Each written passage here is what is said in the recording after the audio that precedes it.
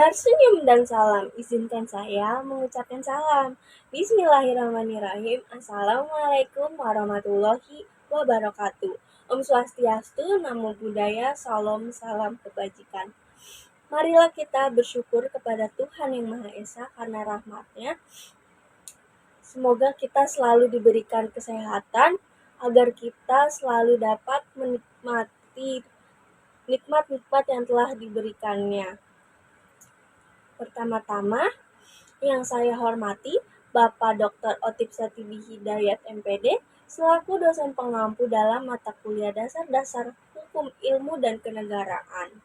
Perkenalkan, nama saya Firza Priani dengan NIM 110762108 dari kelas B, Prodi Pendidikan Guru Sekolah Dasar, Fakultas Ilmu Pendidikan Universitas Negeri Jakarta.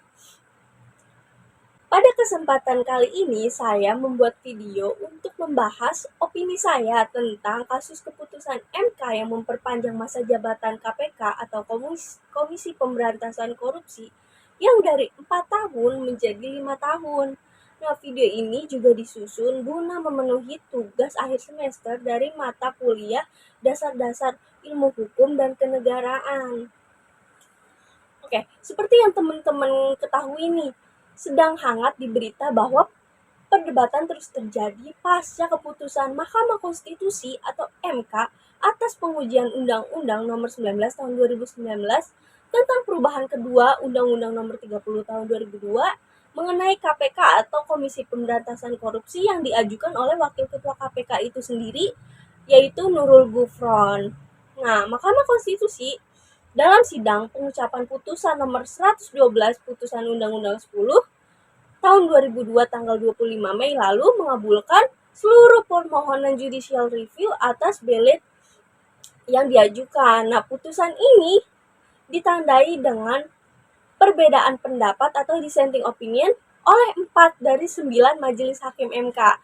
Nah, khususnya terhadap pengujian norma pasal 34 Undang-Undang Nomor 30 tahun 2002. Diktum dari pasal 34 Undang-Undang KPK ini menyatakan bahwa pimpinan KPK memegang jabatan selama 4 tahun dapat dipilih kembali hanya untuk sekali masa jabatan. Putusan Mahkamah Konstitusi atau MK ini mengabulkan permohonan perpanjangan masa jabatan pimpinan Komisi Pemberantasan Korupsi atau KPK menjadi 5 tahun, menimbulkan banyak kritik nih dari berbagai pihak. Nah, salah satunya ini ada dari ex-pimpinan KPK dan juga ada dari mantan penyidik di lembaga anti rasuah tersebut. Putusan tersebut dianggap tidak memiliki urgensi pada pemberantasan pidana korupsi. Nah, dari artikel yang saya baca itu artikel ini, mantan ketua Komisi Pemberantasan Korupsi yaitu Bushro Mukhodas mengaku kecewa pada keputusan MK yang menambah masa jabatan pimpinan dari semula 4 tahun menjadi 5 tahun. Selain itu, putusan itu langsung berlaku untuk pimpinan KPK saat ini, sehingga Firly Bahuri pun diperpanjang masa jabatannya yang seharusnya saat ini pada bulan Desember 2023 ia turun.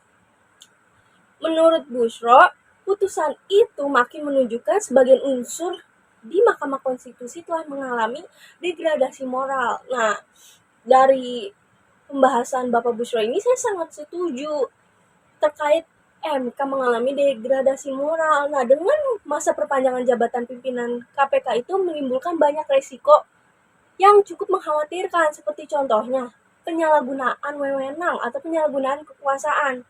Masih dari artikel yang sama yang saya baca, Koalisi Masyarakat Sipil menyebut perpanjangan masa jabatan pimpinan KPK berubah menjadi 5 tahun telah membuka kemungkinan bagi lembaga anti rasuah tersebut untuk menyalahgunakan kekuasaannya itu. Dari kacamata penilaian yang saya lihat, keputusan Mahkamah Konstitusi ini untuk memperpanjang masa jabatan hanya untuk menihilkan spirit atau motivasi anti korupsi di Indonesia, terlebih jelang euforia pemilu 2024 ini yang mungkin saja bisa jadi ini di jabatannya bisa saja disalahgunakan untuk orang-orang tertentu menjelang pemilihan umum tahun depan pada 2024.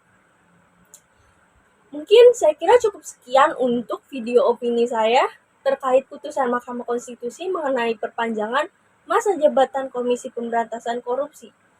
Sebelumnya, hendaknya kita sebagai warga Indonesia lebih melek atau terbuka terhadap isu-isu yang menyangkut negara kita, sehingga kita warga Indonesia dapat membantu pemerintah menjadi lebih baik dengan menyuarakan opini dan mengkritik pemerintah apabila pemerintah melakukan hal-hal yang menurut kita tidak wajar. Cukup sekian video dari saya. Saya minta maaf apabila ada kesalahan perkataan, karena saya bukanlah manusia yang sempurna. Wassalamualaikum warahmatullahi wabarakatuh.